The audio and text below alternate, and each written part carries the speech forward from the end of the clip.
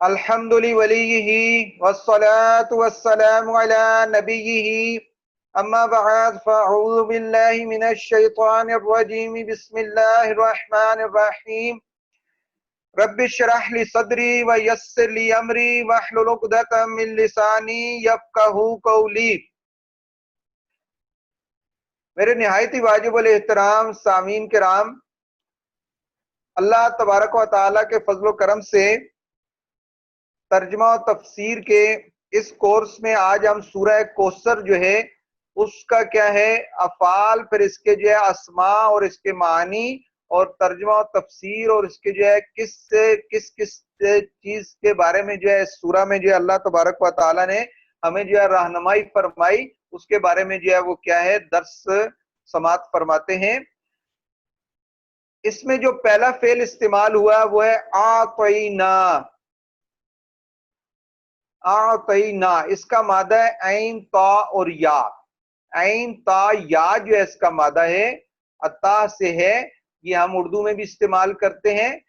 اور اس میں آخر میں کیا آ گیا؟ نون الف نا، یہ باب افعال سے آتا ہے اور اس کا ترجمہ کیا ہے؟ ہم۔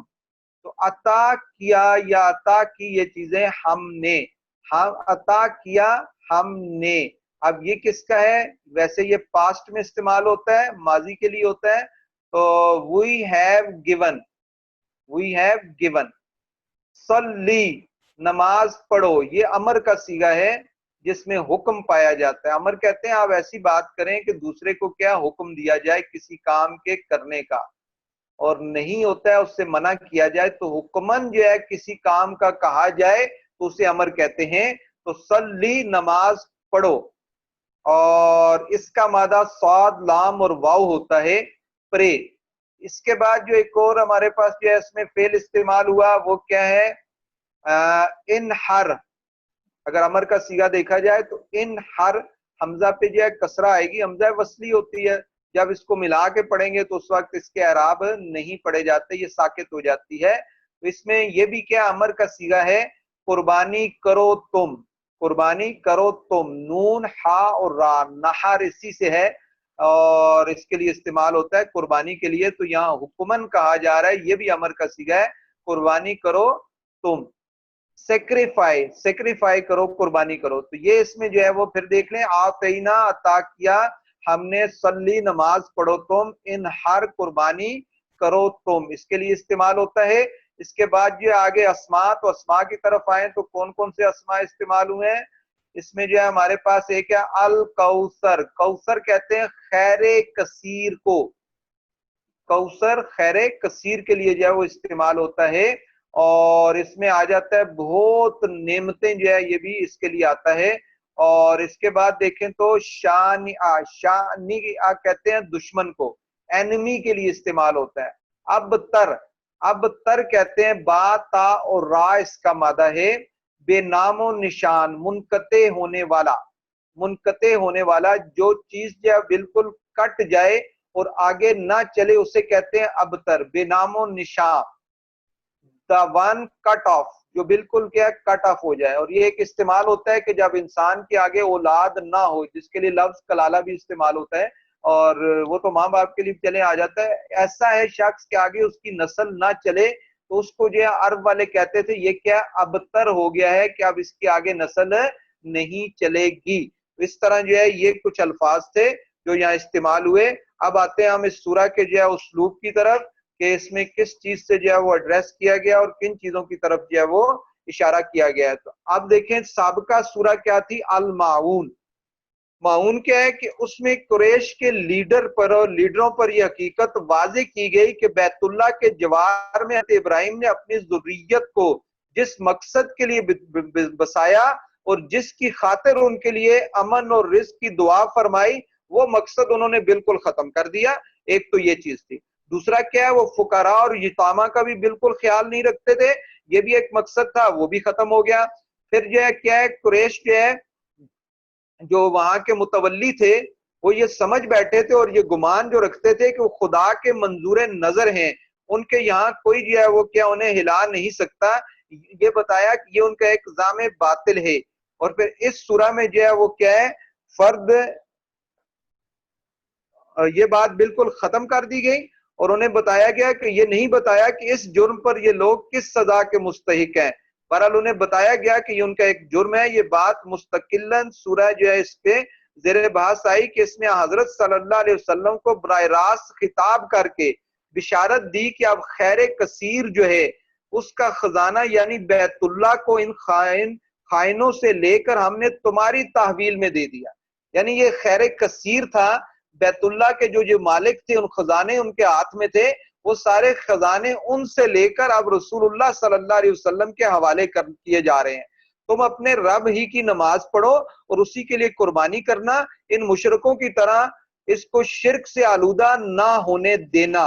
اور دوسرا کیا فرمایا؟ ساتھ ہی مخالفین کو یہ وعید بھی سنا دی کہ ان لوگوں کو اللہ تعالیٰ کی جو رحمتیں اور برکتیں حاصل ہوئیں وہ اس گھر کی بدولت ہی حاصل ہوئیں. اس سے منقطع ہو جانے کے بعد وہ تمام برکتوں سے محروم ہو جائیں گے، اب تر ہو جائیں گے، جس کا نتیجہ بالآخر یہ ہوگا کہ ان کی جڑ ہی کٹ جائے گی. ان برکتوں سے اب اللہ تعالیٰ ان لوگوں کو نوازے گا جو اس کی ذمہ داریاں سنبھالیں گے اور ان سے اس کے حقوق ادا کریں گے اور اس سرزمین میں تمکن اور اقتدار حاصل کر کے اس گھر کے اصل ابراہیمی جمال سے جو ہے اس کو منور کریں گے. اور اس سورہ میں جو ہے ایک بشارت ہے کہ انا اعطینا میں حرف تاکید اور صیغہ ماضی بھی ہے، حرف تاکید بھی ہے اور ساتھ کیا انا اور صیغہ ماضی سے جو ہے وہ وعدے کی قطعیت بیان کی گئی ہے. دیکھیں ماضی کیا ہوتا ہے؟ جو یقینی ہوتا ہے کہ وہ کام جو مستقبل ہے وہ یقینی نہیں ہوتا. تو بعض اوقات عربی میں جو ہے مستقبل کی بات کو ماضی کے صیغے سے بھی جو ہے بیان کیا جاتا ہے. یہ بہت جگہ ایسے ہے، قیامت کی جب بات ہوگی تو ماضی کے صیغے سے ہو رہی ہوگی، تو ماضی کے صیغے سے جب مستقبل کی بات ہو، یہ عربی اصول ہے، یہ یاد رکھیں کہ ماضی سے کے صیغے سے جب مستقبل کی بات ہو رہی ہو تو اس کا مطلب یہ ہے کہ مستقبل میں اس کا وقوع جو ہے کیا یقینی ہے، اس لیے ماضی کے صیغے سے بات ہو رہی ہے. اور یہاں ایک انا تاکید بھی آیا اور ساتھ جو ہے ماضی کا صیغہ بھی استعمال ہوا، تو اس کی جو ہے وہ کیا ہے قطعیت جو ہے اس کا اظہار کیا. اور اللہ تعالیٰ کے ہاں یہ بات جو طے ہو جاتی ہے اس کا کوئی دوسرا بدل جو ہے وہ کیا ہے، کوئی بھی اس کو بدل کرنے پہ جو ہے وہ قادر نہیں ہوتا. اس وجہ سے اگرچہ مستقبل کے متعلق ہو لیکن قطعیت کے اظہار کے لیے ماضی کے صیغے سے اس کو بیان کیا جاتا ہے. بالخصوص بشارت کے موقع پر بھی ایسا ہی ہوتا ہے. اب جیسے ہم دعا کرتے ہیں رضی اللہ عنہ، یہ بھی کیا ایک دعا ہے اور دعائیہ میں کیا ہے ماضی کا صیغہ استعمال ہوتا ہے کہ اللہ ان سے راضی ہو. بات تو ہم فیوچر کی کر رہے ہوتے ہیں لیکن کیا ہے ماضی کے صیغے سے کرتے ہیں کہ وہ کام جو ہے یقینی ہو جائے. تو مکی زندگی کے آخری دور میں جب مسلمانوں پر مکہ میں عرصہ حیات تنگ ہو رہا تھا تو حضرت صلی اللہ علیہ وسلم اور مسلمانوں کو مخاطب کر کے فتح اور غلبے کی بشارت مختلف صورتوں میں دی گئی. یہ بشارت بھی اسی نوعیت کی ہے کہ اگرچہ بعض لوگوں نے اس بشارت ہی کے سبب سے سورہ کو واقعہ حدیبیہ کے دور سے کیا متعلق مانا ہے، لیکن یہ کیا ہے. اور اسی طرح قریش پر روز اول ہی سے یہ بات واضح تھی کہ حضرت صلی اللہ علیہ وسلم کے ساتھ ان کا جھگڑا یہ ہے کہ ملت ابراہیمی پر کون ہے اور وہ یا حضور صلی اللہ علیہ وسلم. اس طرح جو ہے اس بیت اللہ کی جو ہے اس کی آگے جو ہے متولی کون رہے گا، یہ اصل اقدار وہ ہیں یا کیا بعد میں آنے والے مسلمان ہیں. تو اس طرح کی ایک بات جو ان میں مسلسل کیا ہے چلی آتی تھی. تو یہ بات بھی فری کیمپ پر واضح تھی کہ جو اس گھر سے کٹا وہ ایک شاخ بریدہ کی طرح رہ جائے گا اور اس کی جڑ سارے عرب سے کٹ جائے گی. یہ چیزیں مقتضی تھیں کہ ہجرت کے موقع پر ہی نبی کریم صلی اللہ علیہ وسلم اور مسلمانوں کو اطمینان دلایا جائے کہ بیت اللہ کی خدمت اور اس کی جو ہے متولی کا شرف جو ان کا مقدر بن چکا ہے. جو کشمکش اس وقت قریش کے ساتھ برپا ہے وہ اللہ تعالیٰ کے رسول کے غلبے پر منتہی ہوگی. اور کیا ہوگا؟ اور اللہ تبارک و تعالیٰ اپنے رسول جو ہے اس کو کیا فتح یاب کرے گا. جیسا کہ قریش گمان رکھتے تھے کہ وہ کیا ہے وہ ہمیشہ جو ہے کامیاب ہوں گے، ایسا نہیں، بلکہ اعدائے رسول جو ہے وہ کیا کٹ جائے گا اور ان کا سلسلہ منقطع ہو جائے گا. اور در حقیقت نصرت الہی کی یہی بشارت تھی جس نے مسلمانوں کے لیے ہجرت جیسے کٹھن امتحان کو آسان بنا دیا. اور نہ ہر شخص اندازہ کر سکتا ہے کہ یہ کوئی آسان بازی نہیں تھی. اب آئیں سورہ کے ترجمے کی طرف. मफहूम और इसके जो है सियाक व सबाक का मैंने आपको बता दिया। तो बिस्मिल्लाह रहमान रहीम, इन्ना आतैना कल कौसर, ए महबूब बेशक हमने अता किया का आपको अल कौसर, कौसर जो है वो अता की, यानी वो कौसर क्या होता है, खैर कसीर जो आपको दी और फजाइल कसीरा अनायत करके तमाम खल्क पर अफजल किया। उसने जाहिर भी दिया, उसने बातिन भी, नस्ब आली भी दिया, नबूवत भी, किताब भी, हिकमत भी, इल्म भी, शिफात भी, हौज़े कौसर भी, मकाम महमूद भी, कसरत उम्मत भी जो है उसके साथ भी क्या आपको फतह याब किया, आदाए दीन पर गलबा भी, कसरत फतू भी, और बेशुमार नेमतें और फजीलतें जिनकी निहायत नहीं और इंतहा नहीं, वो सब अल्लाह तबारक व तआला ने हुजूर सल्लल्लाहु अलैहि वसल्लम को अता फरमाई। इसमें इस तरफ क्या इशारा है, फसल्ली, अब इन नेमतें हैं तो क्या करो, तो तुम अपने रब के लिए नमाज पढ़ो जिसने तुम्हें इज्जत और शर्फ दिया, वन हर, और कुर्बानी करो इसके लिए इसके नाम पर, बेखिलाफ वो क्या करते थे, बुत प्रस्तों के, जो बुतों के नाम पर ज़िबा करते हैं। इस आयत की तफसीर में एक कौल ये भी है कि नमाज से नमाज ईद मुराद है और कुर्बानी से जो है वो ईद की जो कुर्बानी है वो मुराद है।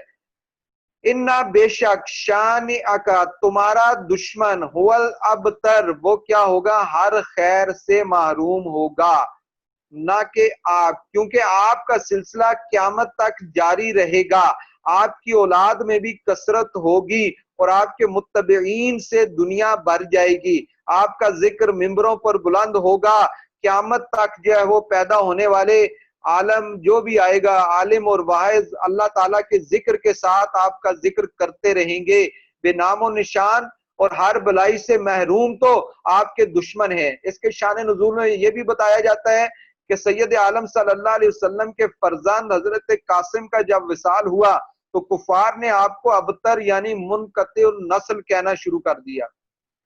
ये कहा कि अब इनकी नस्ल नहीं रही, इनके बाद इनका जिक्र भी जो है वो नहीं रहेगा, ये सब चर्चा खत्म हो जाएगा। इस पर सूरह करीमा नाजिल हुई और अल्लाह तबारक व तआला ने उन कफ्फार की तकजीब की और उनका जो है वो क्या इसका रद्द कर दिया कि अबतर जो है वो होंगे, ना कि जो है रसूलुल्लाह सल्लल्लाहु अलैहि वसल्लम। इस तरह इस छोटी सी सूरा में बहुत बड़े मफाहिम जो है उनको क्या है बयान कर दिया और इसमें बता दिया गया कि जो है इस एतबार से जो इन्होंने कुरैश के लीडरों ने जो एक प्रोग्राम बनाया कि रसूलुल्लाह सल्लल्लाहु अलैहि वसल्लम जो उनकी दावत की राह में क्या है जबरो जुल्म के जोर से मक्के में जो कुछ रुकावटें पैदा कर रखी थी, लेकिन अतराफ बिलखुसूस, तो इस तरह हुजूर सल्लल्लाहु अलैहि वसल्लम की दावत की राह में कुरैश ने अपने जबर जुल्म के जोर से मक्का में तो कुछ रुकावटें पैदा कर रखी थी, लेकिन अतराफ बिलखुसूस मदीने में बतदरीज दावत को फरोग हासिल हो रहा था। इससे कुदरती तौर पर उन्होंने महसूस करना शुरू कर दिया कि उनके अवाम इस सूरत हाल से मुतासिर होंगे और वो इन वईदों को सच बावर करने लगेंगे जो कुरान कुरैश के लीडरों बिलखुसूस हरम के जो है इन मुतवलियों को सुना रहा था। उन्हें अंदेशा हुआ कि अगर अवाम का एतमाद उनकी क़यादत पर मुतजलजल हो गया तो इसका लाजमन नतीजा ये होगा कि उनका हुस्न ज़न हुजूर सल्लल्लाहु अलैहि वसल्लम के साथ बढ़ेगा। इस तरह जो उन्होंने हर तरह कोशिश की कि इस चीज को रोका जाए।